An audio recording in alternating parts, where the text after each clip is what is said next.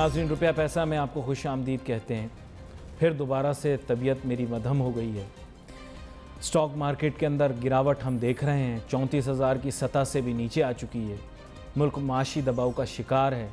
दूसरी जानिब कुछ लोग जो कि इमरान खान साहब की अपनी टीम में हैं, वो इमरान खान साहब को मिसलीड कर रहे हैं, मिसगाइड कर रहे हैं। इसके अलावा माजी के अंदर जिन मीडिया हाउसेस से इमरान खान साहब के अरकान पार्लिमान और मेंबरान पार्टी बात करने को तैयार नहीं थे, अब लाइव उन टेलीविज़न चैनल्स के ऊपर इमरान खान साहब लाइव जम्बूरीज़ कर रहे हैं, लोगों की बातें सुन रहे हैं। और हम जो हैं यहाँ पर ऐसे लग रहा है इतना अरसा इनके हक़ में बात करते रहे, हम दाल चावल बेचने वाले हैं। और इमरान खान साहब उनके साथ लाइव बैठे हुए हैं और उनके साथ पता नहीं क्या बातें हो रही हैं और खून खौलता है, समझ नहीं आती मुझे। खैर, यहाँ पर हमारे साथ शौकत बसरा मौजूद हैं, जो कि एक सीनियर रहनुमा है पाकिस्तान तहरीक इंसाफ के, बड़े सीजनड पॉलिटिशियन हैं। मीडिया रिलेशंस तो वैसे ही पीटीआई की बहुत ज़्यादा ख़राब हैं, इसके बावजूद कि मेरे शहर की फिरदौस आशिक आवान साहिबा को अभी बड़ा मुश्किल उन्होंने लगाया। पहले फवाद चौधरी साहब ने तो बिल्कुल ही मीडिया के साथ जो हालत की थी, और चौहान भाई भी मेरे दोस्त हैं, लेकिन उन्होंने तो अलहमरा तक के अंदर ड्रामे बंद करवाने की बात की। तो बात यह है कि ये तमाम चीज़ें जो है मीडिया मैनेजमेंट बड़ी पुअर रही है। और मीडिया पर इमरान खान साहब के अभी बयान जो चल रहे हैं वो यही है कि अब पकड़ धकड़ होगी, जो बताएगा नहीं उसको बंद कर देंगे। पर ये मैं इमरान खान साहब, मैं आपसे गुजारिश करना चाहता हूँ, मैं आपको बहुत पसंद करता हूँ। प्लीज़, इंसान जिसको पसंद करता है ना, उसका हौसला ना तोड़ें, उसका भरोसा ना तोड़ें, उसके जज्बात को ठेस ना पहुँचाएँ। शौकत बसरा साहब, सबसे पहले तो आपको वेलकम करता हूँ शो में, और फिर आपकी तानिब बराह रास्त ये सवाल लेकर आता हूँ कि देखें सर, इस वक्त तहरीक इंसाफ की voter base upper middle class में सबसे ज़्यादा है। यानी वो लोग जो पढ़े लिखे तबके से ताल्लुक़ रखते हैं, आप भी उस तबके से ताल्लुक़ रखते हैं, भले ताल्लुक़ वाबस्तगी सियासत से हो, मईशत से हो, कारोबार से हो, सनत से हो, या तालीम और तदरीस से हो, ये पढ़े लिखे लोग यानी अपर मिडिल क्लास। और दूसरी जिधर मकबूलियत है वो बेचारे वो लोग हैं जो डेस्टिट्यूट थे, जिनकी कोई ओनरशिप नहीं लेता था, जो मेरिट की वायलेशन की वजह से आइसोलेटेड थे सोसाइटी में। बिल्कुल ऐसे ही जैसे भुट्टो साहब की जब मशहूरी हुई थी तो इन्हीं दो क्लासों के अंदर वो मशहूर हुए थे। तो बात ये, इन दोनों जो माशरे के तबके हैं, इनके साथ उनकी वाबस्तगी टूटती जा रही है। अभी जो हुकूमती इदारे हैं वो अपर मिडिल क्लास के ख़िलाफ़ एक्ट करेंगे, अपर क्लास तो भाग जाएगी, और गरीब आदमी महंगाई के अंदर पिस गया है, मुश्किल में फंस गया है। मैं आज आपसे सवाल नहीं करूँगा यार, हाथ दो जोड़ के ना आपके सामने इस्तदाएँ करूँगा, मांगता सिर्फ मैं उससे हूँ, लेकिन हाथ जोड़ के इस्तदा आपसे करूँगा। प्लीज़ इमरान खान को आप समझाएं, आप एक सीजनड पॉलिटिशियन हैं, कि इन दो क्लासों से अपनी वाबस्तगी ना तोड़ें। जी अली भाई, मैंने तो अपने भाई को कभी इतना मायूस नहीं देखा जिसको जो आप गुफ्तगू कर रहे हैं। देखें, बात यह है, कोई मायूसी की बात नहीं है, कोई परेशानी की बात नहीं है। प्राइम मिनिस्टर इमरान खान 70 साल का अगर गंद साफ़ करेंगे, कुछ मुश्किलात आएंगी, मुश्किल मामलात आएंगे, हालात को कंट्रोल करने में वक्त लगेगा। लेकिन मैं होपफुल हूँ कि आप ये देखिए कि तहरीक इंसाफ माजी में कभी हुकूमत में नहीं आई, और प्रॉब्लम भी यही मेरे भाई अली भाई ये है कि इन इदारों के साथ खिलवाड़ किया गया, बल्कि पाकिस्तान के साथ खिलवाड़ किया गया। जो 3-4 घराने थे सियासी तौर पर, वो अमीर से अमीर तर हो गए और पाकिस्तान गरीब से गरीब तर हो गया। इन हालात में जब आपको एक पाकिस्तान कंट्री मिला है, जब आपको 30,000 अरब के कर्जे विरासत में मिले हैं, 600 करोड़ रुपये डेली सूद अदा कर रहे हैं, पूरा आपका मुल्क जो है वो IMF के पास गिरवी है, तो मुझे बताइए इन हालात में कोई अलादीन का चिराग तो नहीं है, कोई गीदड़ सिंगी तो नहीं है प्राइम मिनिस्टर इमरान खान के पास कि वो ओवरनाइट चेंज लेकर आ जाएं। इमरान खान के पास क्या है कि वो मेहनत करें, वो इदारों में रिफॉर्म्स करें, वो चोरों को पकड़ें, डाकुओं को पकड़ें, टैक्स चोरों को पकड़ें, कमीशन माफिया को पकड़ें।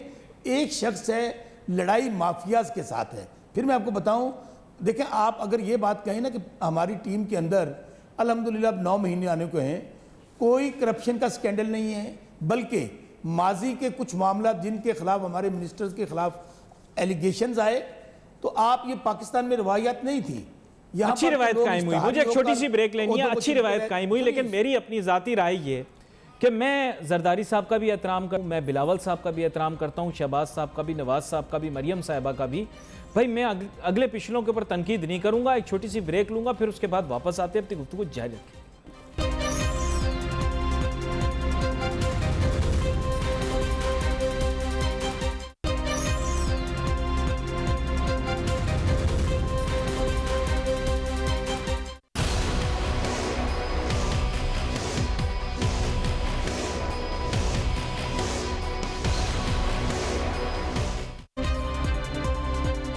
मैं लड़ूंगा, आपके हक के लिए लड़ूंगा, आपके हकूक़ के तहफ़्फ़ुज़ के लिए लड़ूंगा। कोशिश करूंगा इन सियासतदानों को मुतासिर करूं कि पार्टी लाइन से हट के अवाम के मसाइल हल करें। सिद्दीकुल फारूक साहब हमें ज्वाइन कर रहे हैं, अब नून लीग के रहनुमा भी हैं और नवाज़ शरीफ और शहबाज शरीफ दोनों के साथ बड़े अच्छे ताल्लुकात मरासिम रखते हैं, बराह रास्त ताल्लुक़ रखते हैं। वेलकम करता हूँ आपको शो में। सिद्दीकुल फारूक साहब, मैंने आपसे भी एक गुजारिश करनी है और गुजारिश मैंने ये करनी है कि आप लोग करने वाले हैं मिसाक मईशत।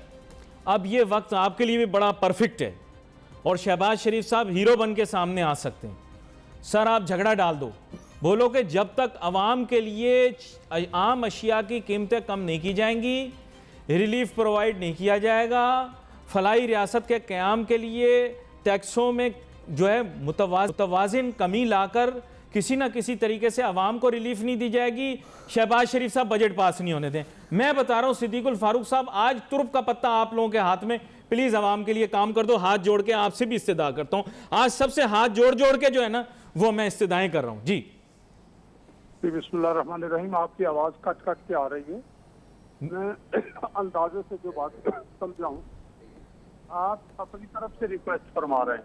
जी, मैं रिक्वेस्ट कर रहा हूँ अवाम की तरफ से कि सर आप रफड़ डाल दें, मिसाक मईशत से पहले अवाम के हकूक़ का तहफ़्फ़ुज़ और फलाई रियासत के क़याम की ज़रूरत को हाईलाइट करें, चीज़ों की सस्ताई के ऊपर फोर्स करें, कीमतों को रिवर्स किया जाए, गैस की, पेट्रोल की और आम अशिया की कीमतों में कमी और टैक्स में मुतवाज़िन कमी लाई जाए। ये आप शर्त रख दें, फिर बैठें इनके साथ। देखिए, बातें ये जो आपने की हैं, जी, यही हमारा भी और पूरी कौम का यही नजर है, यही मकसूद है कि अवाम को रिलीफ मिले। ऐसा ना हो जैसे पुराने जमानों में कोई फौज किसी शहर को पता करती थी और वहां जाके लूट मार शुरू कर देती थी। कारोबार तो बंद हो जाते थे ना, तो वो लोगों से उनके घरों में जाके लूट मार करते थे। ये भी लूट मार करो, वो भी लूट मार करो। मामला चलता है साथ बैठकर मामलात करने से, कौम और उनके नुमाइंदों को इत्मीनान में देकर चलने से। लेकिन भाई इस दफा आप लोग मुकमुका करा के कहीं ऐसे ना करना कि हमजा साहब को छुड़ा के मामला खत्म कर दो। आप लोग अवाम की जंग लड़ना, यकीन करो सियासी तौर पर इतने मकबूल हो जाएंगे, आप लोगों के माथे चूमेंगे। आप सस्ताई करवा दो, महंगाई कम करवा दो, टैक्स कम करवा दो। अगर आप मेरी बात सुन लेंगे ना जी, मैंने आपके ये सारे सवाल सुन लिए ना जी, मैं ये कर रहा हूँ कि ये वो जो अवाम के हालात, 4 रुपए की बेकदरी, कौमी पैदावार का सुकड़ जाना, आधा हो जाना वगैरह, ये चीज़ों की कीमतें बढ़ाते चले जाना, इसी के पेश नज़र सबसे पहले शहबाज शरीफ साहब ने, मिसाक मईशत, फिर आसिफ जरदारी साहब ने, फिर बाकी लोगों ने, लेकिन हुक्मरान जमात के लोगों ने इसको एक और NRO मांगने की दरखास्त कर दी है। नहीं। आप क्या एक नेक नियति से ऑफर को इस तरह से हर बार मनफी तरीके से रद्द किया जाए और मुख्तलिफ नाम धरे जाएं, तो फिर उसके बाद यही है कि इन लोगों को इस चीज की समझ नहीं आ रही। अब रह गई APC, तो अब APC में जो बाकी लीडरशिप ने बात की है, जब इस मामले में APC पे बात होगी, कौन है जो ये चाहता है खुदा न खास्ता उसका मुल्क बर्बाद हो और वहाँ के आवाम को जो है वो 2 वक्त की बजाय 1 वक्त की रोटी खानी पड़े। ये हुक्मरान जमात के लोगों ने कहा था ना कि 1 वक्त की खाएंगे, कोई बात नहीं। तो ऐसा नहीं होता। इसलिए इस मुल्क के लिए अगर कुछ करना है, मैं ये समझता हूँ कि लोगों को इज्जत दें, लोगों के साथ बैठें, लोगों को बिठाएं, अपने इखलास की यकीन दहानी कराएं। वो इखलास आपके कौल और फेल दोनों से सामने आना चाहिए। अगर आपके कौल कहना कुछ और हो, फेल कुछ और हो, तो फिर बातें नहीं बनती। ये बड़ी अहम बात आपने की है, बड़ी अहम बात आपने की है। शौकत बसरा साहब भी हमारे साथ मौजूद हैं। सिद्दीकुल फारूक, आपने जाना कहीं नहीं है क्योंकि आपने यही रहना। मैंने आपसे एक बड़ी ज़रूरी बात भी करनी, गुजारिश भी करनी। आपने सुना, अब ये आपके साथ बैठने के लिए तैयार हैं शौकत बसरा साहब, लेकिन कहीं ऐसे ना हो कि आप लोग, जैसे वो कह रहे हैं कि NRO तस्वुर किया जा रहा है, जो कि शायद उनके नज़दीक गलत है, कहीं ऐसे ना हो आप लोग आपस में कोई बातचीत करें, उसमें अवाम को कुछ ना मिले। प्लीज़ अगर आप मिसाक मईशत करते हैं तो उसका 1 पॉइंट एजेंडा फलाही रियासत, चीज़ों को सस्ता करना और टैक्सों को मुतवाज़िन करना होना चाहिए। क्या कहते हैं शौकत बसरा साहब?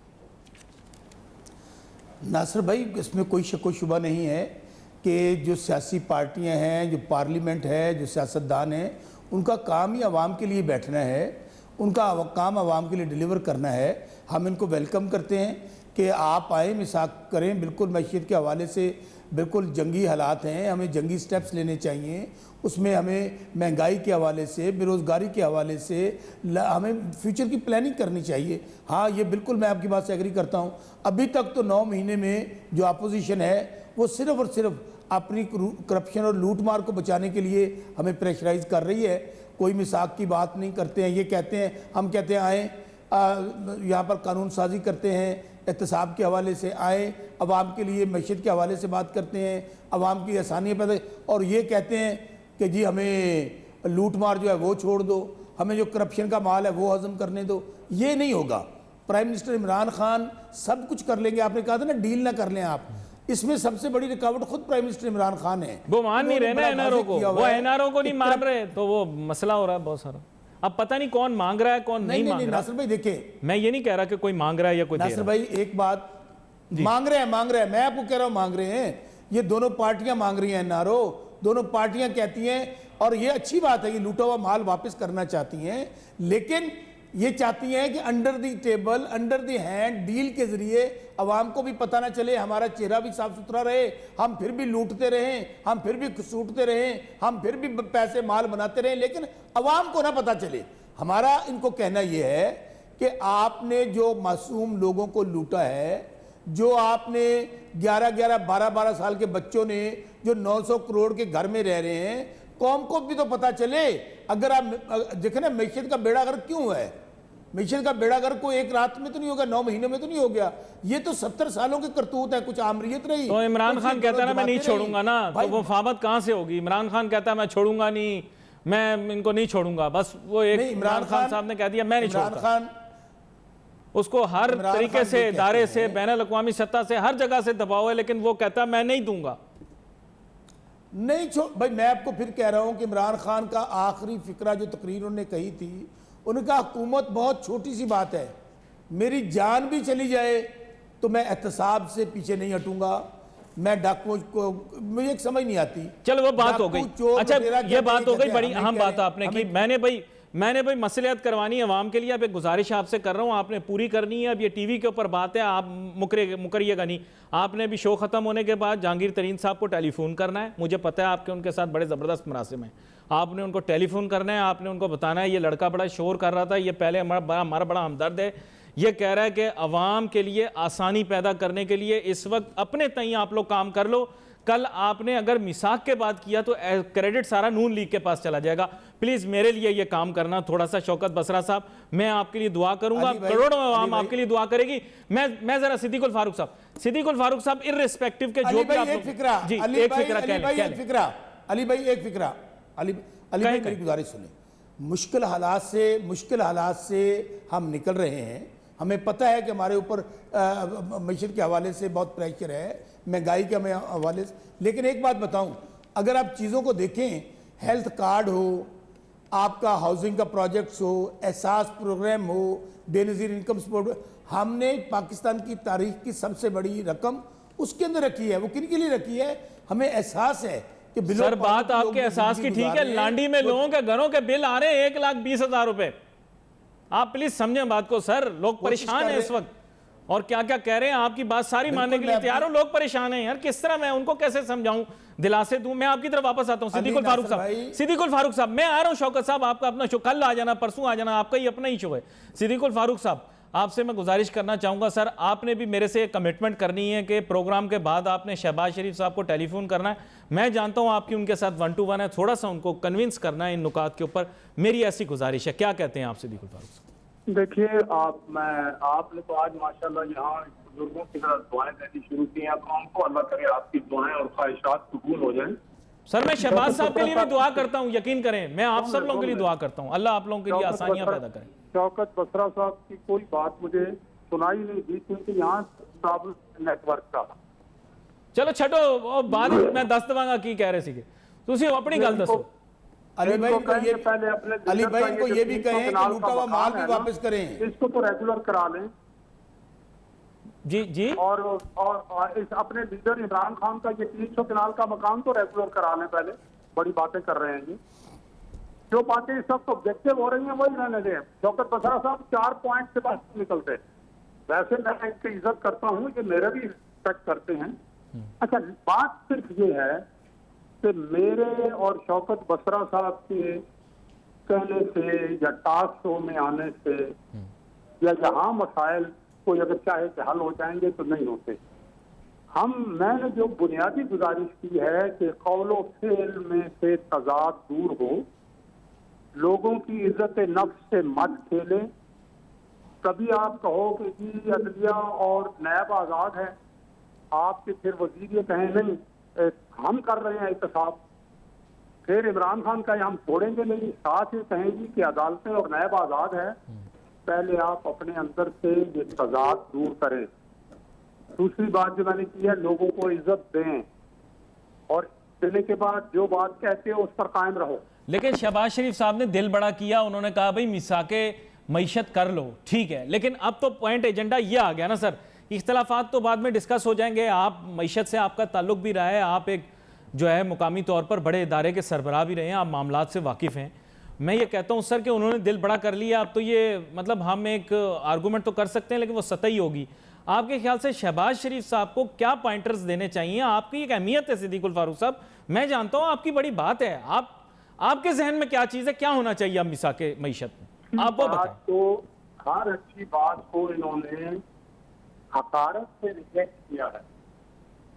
तो पहले तो वो जो इनकी क्रेडिबिलिटी खत्म हो गई है वो तो पहले बहाल करें। मैं बार बार आप सर ये तो शोर वोर डाल रहे हैं, इनको बजट पास कराने के लिए आपकी जरूरत है, वो तो ऐसी शोर वोर डाल रहे हैं। आप बताएं आपके जहन में क्या है? ये तो ऐसी शोर मेरे कोई जरूरत नहीं है, कोई जरूरत नहीं है, बजट हमारा पास हो जाएगा, इनकी कोई जरूरत नहीं है। हमें पाकिस्तान के अवाम के लिए नेक नियती से, ईमानदारी से इत्तेफाक राय होना चाहिए। उसमें पार्टी, उसमें लोगों को जलील करना, उसमें झूठे नारे लगाना, ये बात और अनापसंदी और अनापरस्ती खत्म हो तो ये मामला ठीक हो जाएंगे।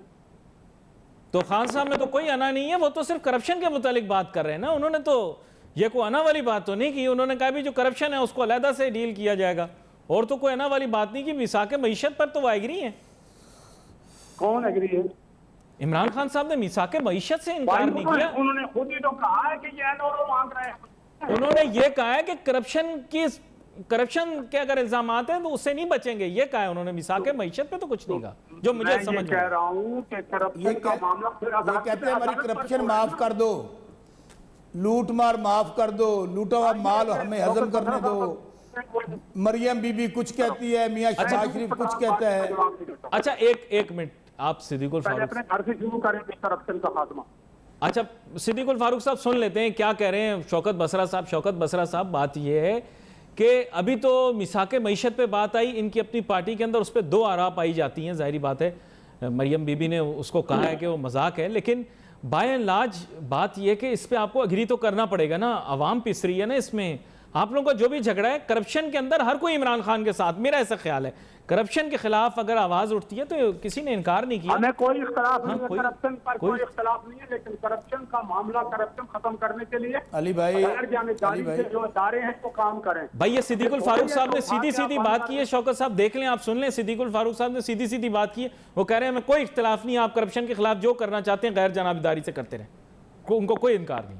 अली भाई पहली बात तो बजट शौकत साहब की बात हो जाएगा, हमें इनकी हम बजट हमारा पास हो जाएगा, हमें इनकी किसी सपोर्ट की जरूरत नहीं है, पहली बात। दूसरी बात, देखिए मरियम नवाज का और मियां शहबाज शरीफ का बयानिया निकाल लें, इनसे ये पूछें अगर पार्टी के अंदर इख्तलाफात हैं, पार्टी इकट्ठी नहीं है, पार्टी तितर बितर हो चुकी है, मरियम बीबी कुछ कह रही हैं, मियां शहबाज शरीफ कुछ कह रहे हैं, ये इनको ये बात सिर्फ मैं फिर आपको बात कहूँ, ये दोनों पार्टियां, पीपल्स पार्टी भी और नून लीग भी, असल मकसद वही है, असल मकसद करप्शन है, लूट मार को बचाना है, पैसों को बचाना है, या मिसाके मईशत की बात करते हैं। इसलिए मेरे भाई मरियम नवाज बीबी ने जो कल प्रेस कॉन्फ्रेंस की है और जो उन्होंने बयान दिया मियां शहबाज शरीफ, वो निकाल लें, दूध का दूध पानी का पानी हो जाएगा, आपको पता चल जाएगा।